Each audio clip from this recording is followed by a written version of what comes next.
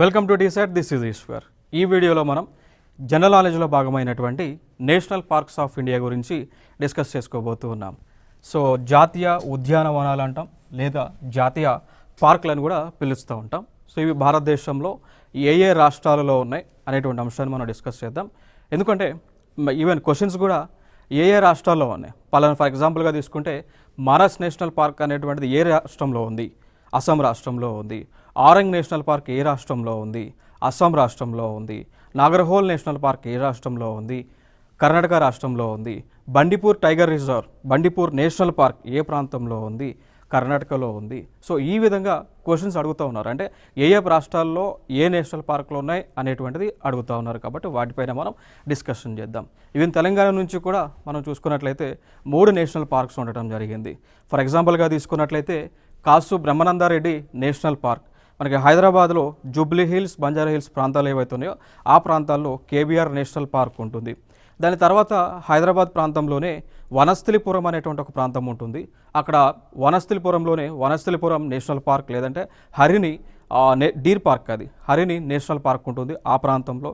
దాని తర్వాత మృగావాణి అని చెప్పేసి మృగావాణి నేషనల్ పార్క్ ఉంటుంది మనకి మొయినాబాద్ మండలం దగ్గర చిలుకూరి బాలాజీ టెంపుల్ ఆ పరిసరాల ప్రాంతాల్లో ఉంటుంది. సో టోటల్గా మనకి తెలంగాణ నుంచి చూసుకున్నట్లయితే 3 నేషనల్ పార్క్స్ అయితే ఉన్నాయి. సో అట్లా ఆ విధంగా అవన్నీ కూడా మిగిలిన రాష్ట్రాల్లో ఉన్నటువంటి నేషనల్ పార్క్స్ అన్నీ కూడా మనం డిస్కస్ చేద్దాం ఇక్కడ.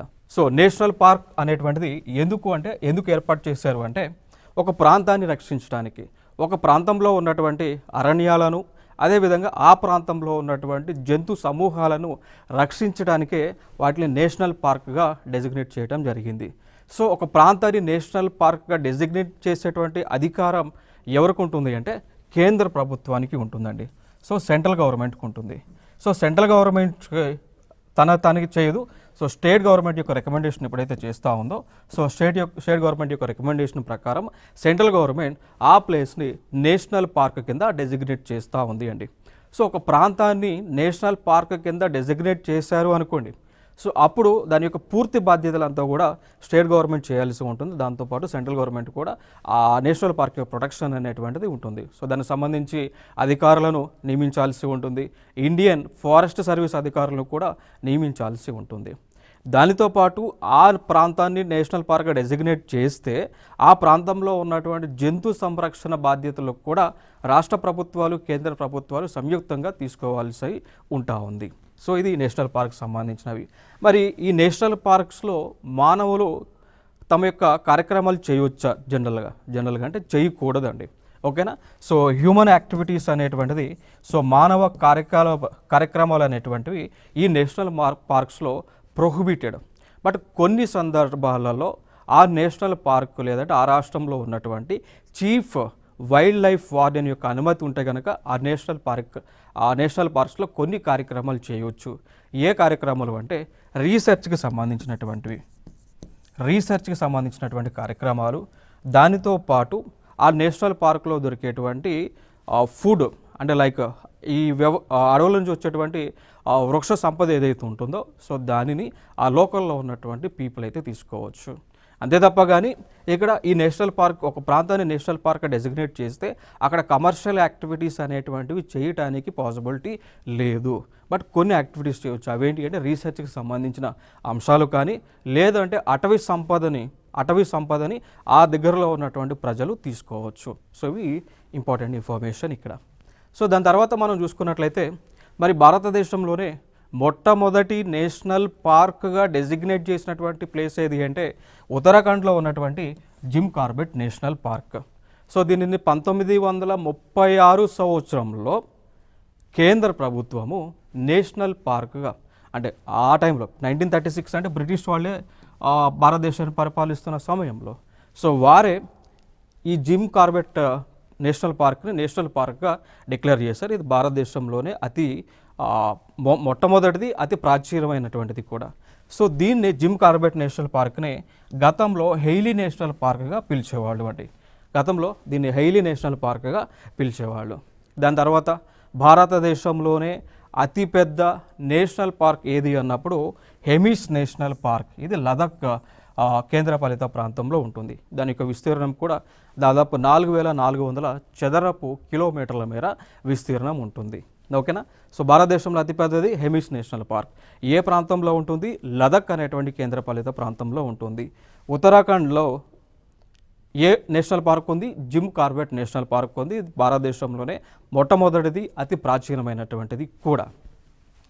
నెక్స్ట్, భారతదేశంలోనే అతి చిన్న నేషనల్ పార్క్ వచ్చేసి మరి ఎక్కడ ఉంటుంది అంటే సౌత్ బటాన్ ఐలాండ్ నేషనల్ పార్క్.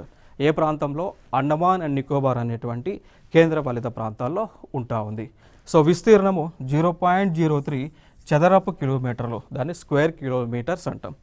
ఓకేనా. దాని తర్వాత అత్యధిక సంఖ్యలో జాతీయ ఉద్యానవనాలు ఉన్నటువంటి రాష్ట్రం చూస్తే మధ్యప్రదేశ్ అండి.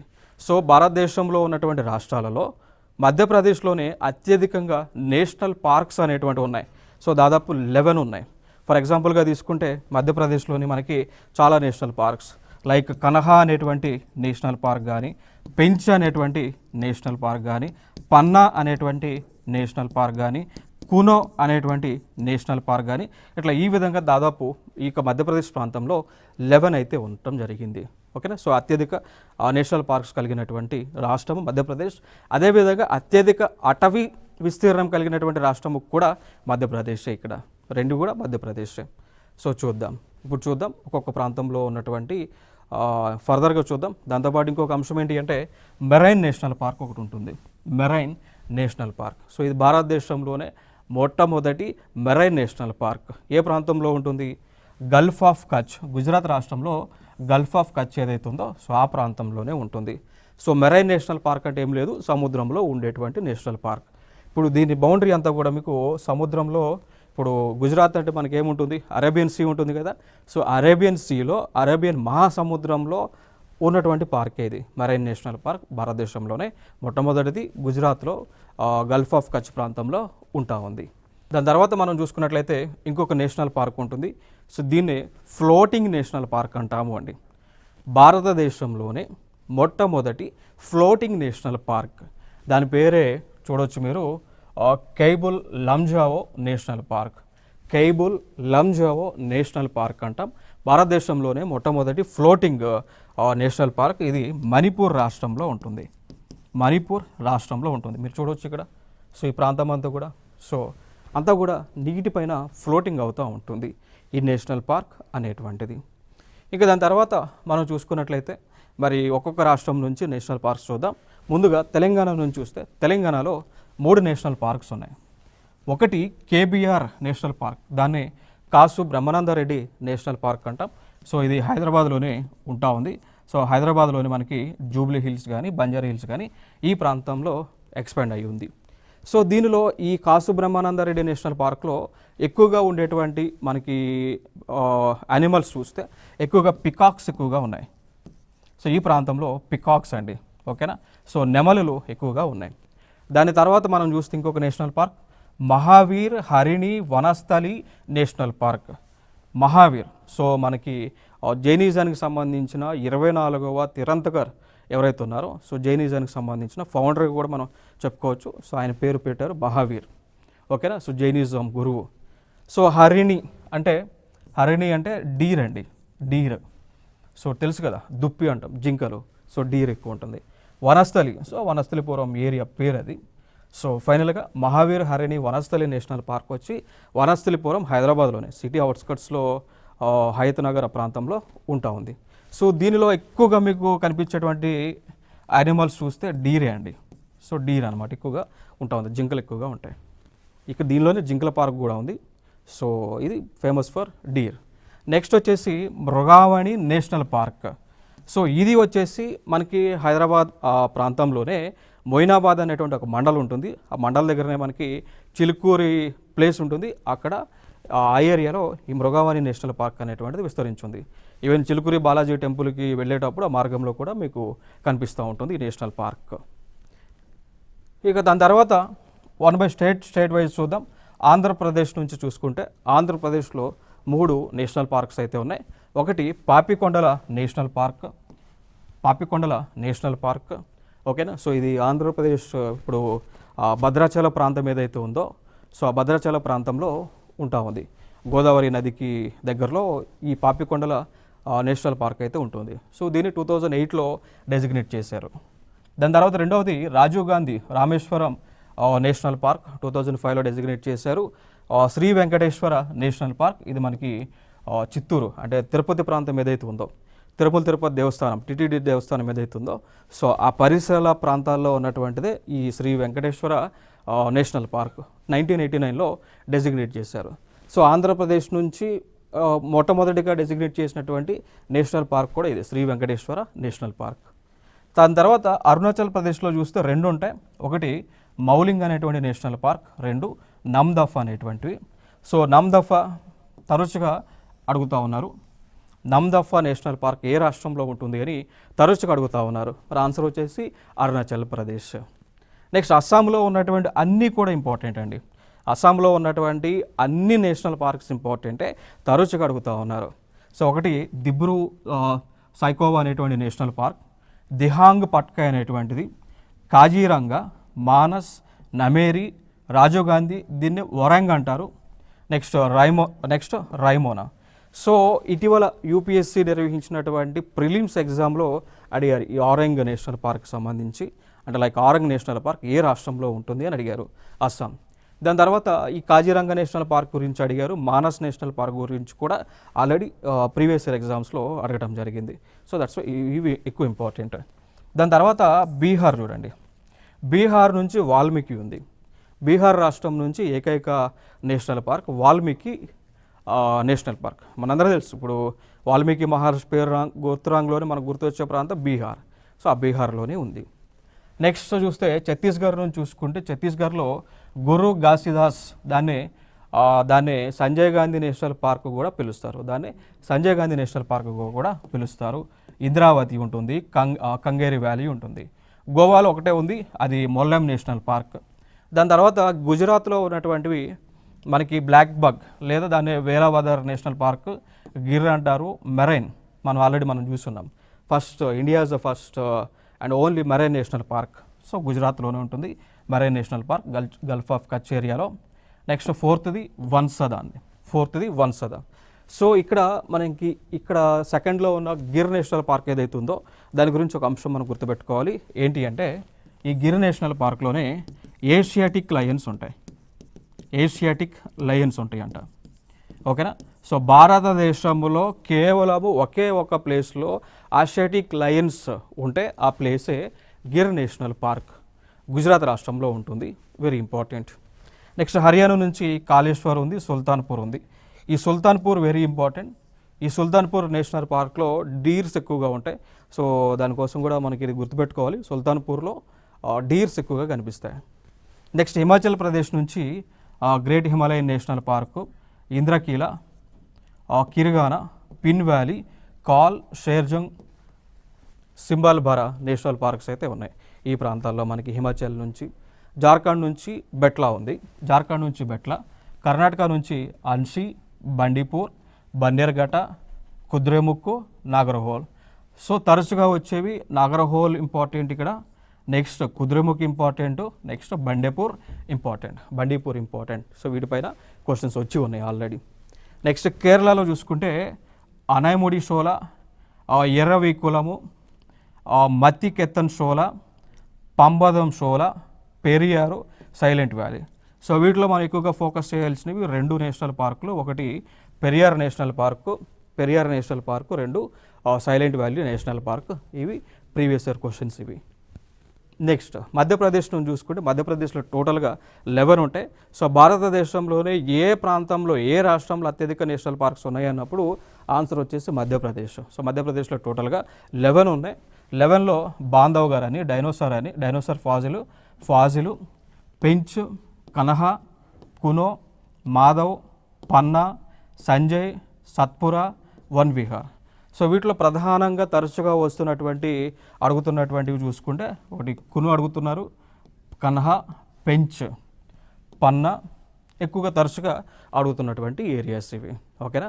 ఇంకొక అంశం కునో మనకి న్యూస్లో ఉంది. కునో నేషనల్ పార్క్ వచ్చి ప్రస్తుతం న్యూస్లో ఉంది. కారణం ఏంటి అంటే మనకి భారతదేశము ప్రాజెక్ట్ చీతా అనేటువంటి ఒక ప్రాజెక్ట్ని లాంచ్ చేసింది.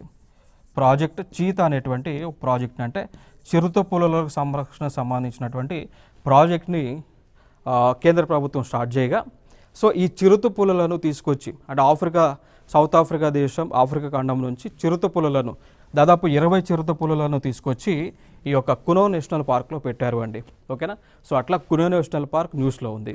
సో ప్రాజెక్ట్ చీతా కింద ఏ జాతీయ పార్క్లో చీతాలు ఆఫ్రికా ఖండం నుంచి చీతాలను తీసుకొచ్చి పెట్టారు అన్నప్పుడు answer Kuno national park. So Kuno national park ఏ రాష్ట్రంలో ఉంటుంది అంటే మధ్యప్రదేశ్లో ఉంటుంది. నెక్స్ట్ అంశం మహారాష్ట్రలో మనకి చందోలి, గుగమాల్, నవేగవన్, పెంచ్, సంజయ్ గాంధీ, తడోబా ఉంటుంది. సో వీటిలో ప్రధానమైనటువంటి ఇంపార్టెంట్ వచ్చేసి తడోబా.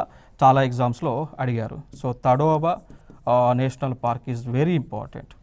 ఇది నేషనల్ పార్క్ ఉంది, దాంతోపాటు టైగర్ రిజర్వ్ కూడా ఉంది. సో వీటిపైన క్వశ్చన్స్ అయితే ఆల్రెడీ వచ్చి ఉన్నాయి. నెక్స్ట్ మణిపూర్ చూసుకుంటే మణిపూర్లో కేబుల్ లంజావ్ అన్నాం. సో ఆల్రెడీ మనం చూసాం. సో ఈ కేబుల్ లంజావ్ అనేటువంటిది భారతదేశంలోనే మొట్టమొదటి floating national park.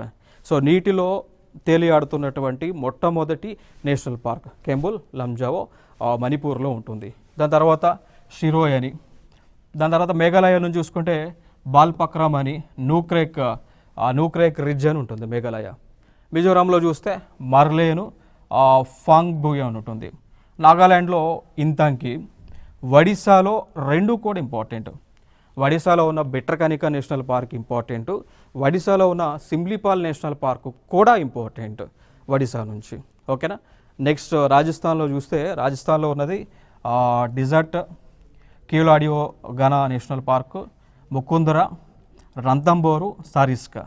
So Rajasthan నుంచి అడుగుతున్నటువంటివి చూస్తే ఒకటి సరిస్కా అడుగుతూ ఉన్నారు, 2 రంతంబోర్ అడుగుతూ ఉన్నారు, 3 కీలాడియో నేషనల్ పార్క్. ఈ మూడింటిని కూడా రాజస్థాన్లోనే వీటిపైన క్వశ్చన్స్ వచ్చి ఉన్నాయి.